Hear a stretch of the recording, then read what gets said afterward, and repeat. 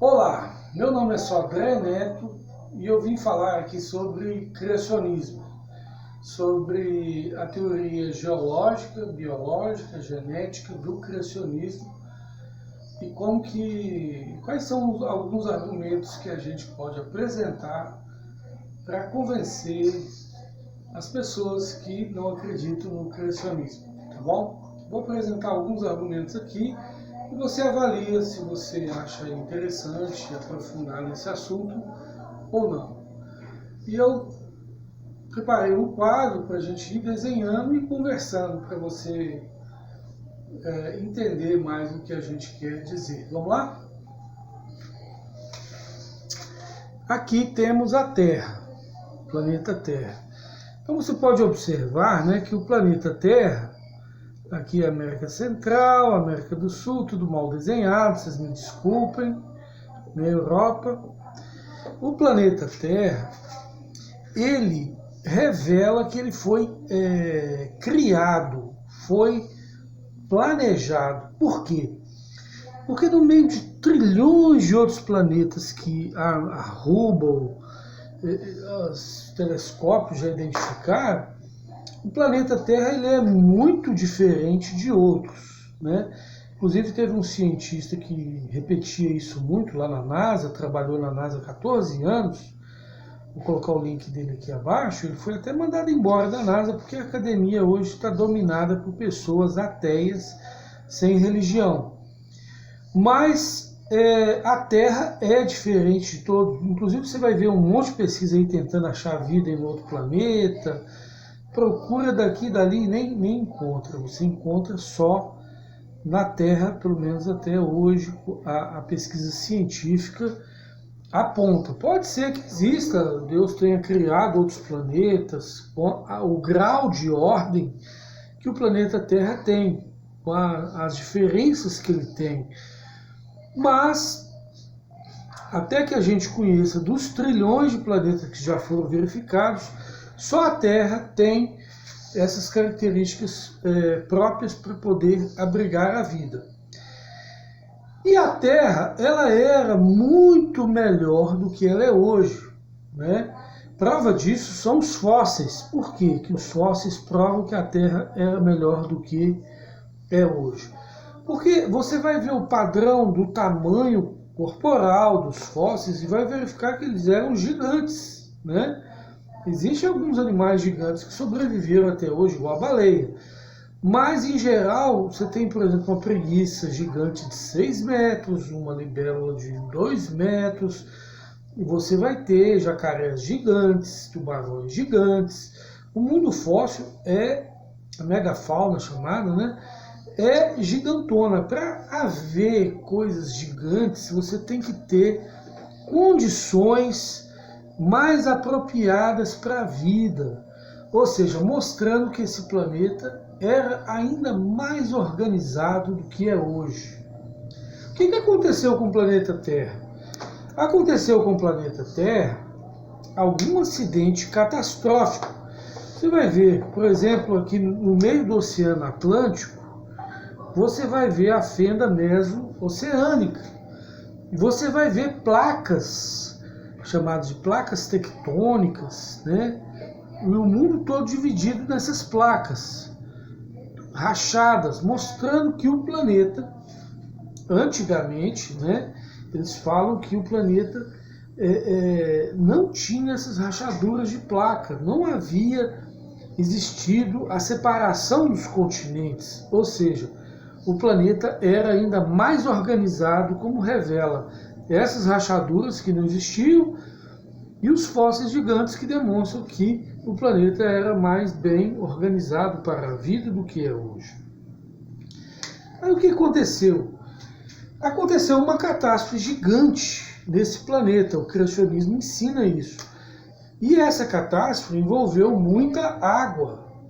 Tanto é que 95% dos fósseis são marinhos, né? Não são continentais, são fósseis marinhos. E desses 5% restantes aqui, ó, a maioria, inclusive, são peixes, né?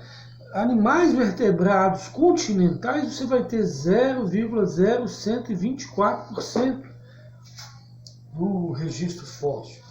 Isso revela que houve uma catástrofe que sepultou o mundo antigo e transformou em fósseis, principalmente aqui, a vida que estava nos lugares mais fundos, que é nos mares e nos sulcos dos oceanos, né, peixes, etc.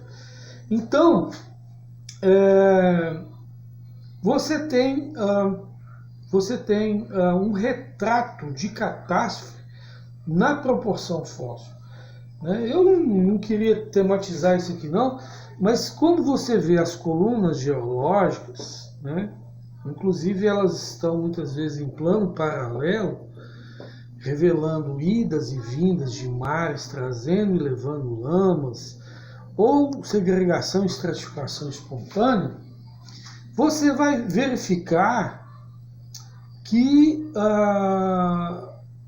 se eu tenho 95% dos fósseis animais marinhos, é sinal de que das camadas sedimentares eu deveria ter, pelo menos, aqui tudo animal marinho. E não é assim. Você tem mais da metade já tem animais terrestres. Então, por que tem muito fóssil marinho e pouco fósseis terrestres? A catástrofe explica. Por quê? Porque para eu conseguir fabricar um fóssil terrestre, eu tenho que ter muita energia.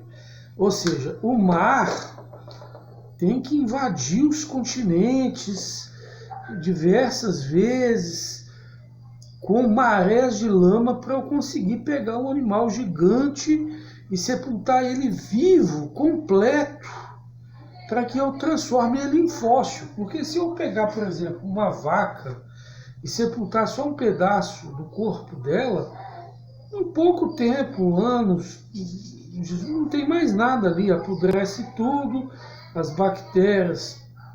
Para eu poder ter um fóssil, eu tenho que ter sepultamento. Em 99,999% dos casos, eu tenho que ter sepultamento repentino, com um mar de lama sepultando vivo o animal. Então, para eu pegar um dinossauro, né, gigantesco, com todo o seu corpo completo, né, vou apagar aqui, para não bagunçar. Aí vamos desenhar um dinossauro aqui só para exemplificar isso, né? Então, para eu pegar um dinossauro, né? Tal, com seu esqueleto completo, né? Não é só um pedaço aqui também não. Eu tenho que ter um mar de lama cobrindo e sepultando ele repentinamente vivo, para ele poder virar fóssil. Senão, ele apodrece e vai virar fóssil só as partes mais duras dele, um osso lá, um fêmur, uma coisa assim.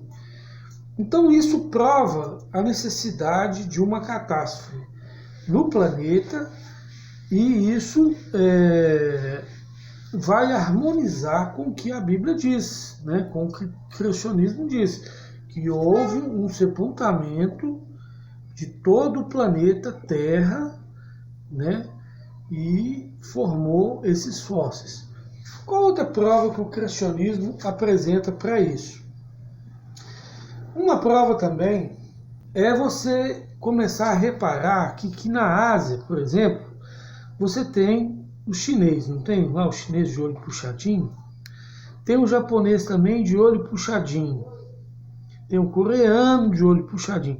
Ou seja, essa região da Ásia aqui, ó, é todo mundo muito parecido um com o outro. Né? Lá na Índia também, todo mundo parecido um com o outro. Na África, todo mundo parecido um com o outro. E aqui no Brasil, né, os índios também todos muito parecidos um com o outro. O que aconteceu para que houvesse populações, etnias muito parecidas com a outra, ocupando várias áreas continentais, né? Isso revela, para você ter, por exemplo, quando você vai criar cachorro, Para você fundar um pedigree, você tem que fazer endocruzamentos, cruzamento entre parentes, pai com filho, filho com pai, sobrinho, que aí eles ficam geneticamente semelhantes entre si.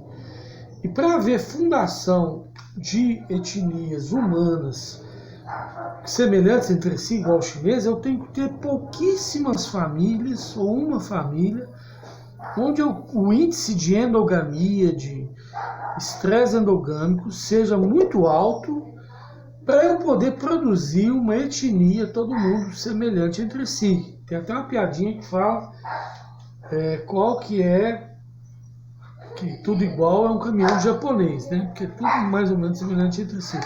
Então eu tenho que ter poucas famílias, pouquíssimas ou uma família, né, para poder gerar esse tanto de gente igual entre si. E eu tenho que ter muita endogamia aqui.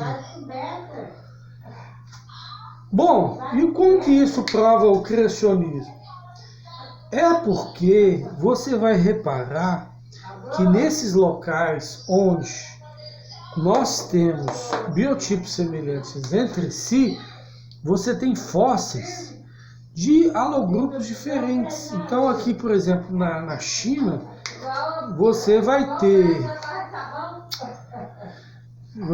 ter um monte de chinês semelhante entre si, e embaixo aqui, nos fósseis da China, você vai ter caucasiano, vai ter negroide. Isso acontece também no Brasil. No Brasil você tem aqui só índio, mongoloide, do alogrupo mongoloide, mas aqui em Minas Gerais, no México, em São Paulo, você vai encontrar homens negroides, sendo que fósseis de homens negroides, sendo que os negroides vieram para cá só em 1500, na época da escravidão negra, né? Então, ou seja, o formato fóssil negroide já estava na América do Sul. Aí você vai e pergunta como que um negroide não cruzou com um mongoloide e gerou uma população heterozigótica aqui. Por que isso não aconteceu? Porque os negroides daqui, lá da China, foram todos extintos. Os caucasianos da China também foram todos extintos. Logo, isso revela também o que?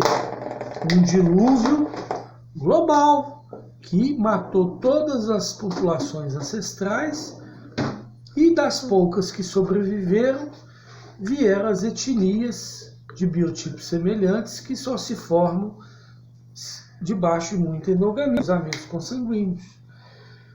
Então, a gente percebe nesses dois aspectos, eu reuni no link ali abaixo, 32 aspectos harmônicos que revelam que houve uma catástrofe recente envolvendo todo o planeta Terra, e essa catástrofe a gente entende como um dilúvio, que está presente inclusive em 274 fontes arqueológicas além da bíblica, né?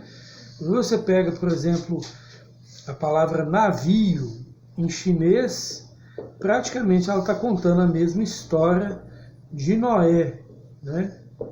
De Noé, navio na língua chinesa,